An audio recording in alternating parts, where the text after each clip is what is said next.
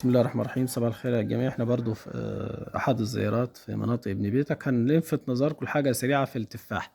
التفاح دايما بيطرح على حاجه اسمها الدوابر الثمريه. الدوابر الثمريه في التفاح هي اللي بتطرح وهي اللي بتجيب الطرح، اللي نخلي بالنا دايما منها واحنا بنقلم في شجر التفاح. يعني التفاح دايما بيطرح على حاجه اسمها الدوابر الثمريه. الدوابر الثمريه دي اللي هي الفروع الصغيره، صغيره قوي اهي، اللي زي دي كده اهي اللي بتبقى طالعه من الساق الرئيسيه. دي الساق الرئيسيه وهي الدوابر الثمريه اهي.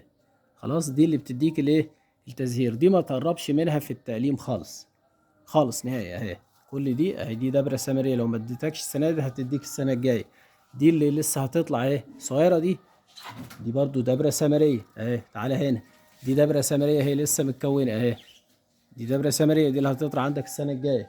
خلاص، اللي فوق منها دي دبرة سمرية اللي هتطلع عندك السنة الجاية، وهكذا. دي دبرة سمرية اهي، اديتك السنة دي. خلاص، ادي دبرة سمرية اهي، اديتك السنة دي، وهكذا. طيب شجرة زي دي بعد ما نخلص الطرح اللي عليها، هنيجي في السيادة القمية دي هنقصها من فوق. خلاص، هنعمل كاتنج من فوق، هنقص من فوق على برعم، يعني ده برعم اهو، ونيجي نقص فوق منه بزاوية كده اهو.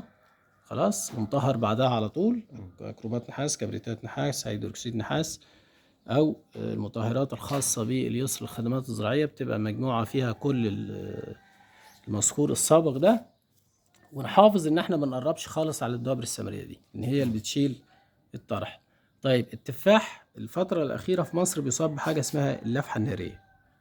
ده مرض بكتيري مش مرض فطري، زي اللفحة اللي بتيجي للكمثرى. طب ايه الحل؟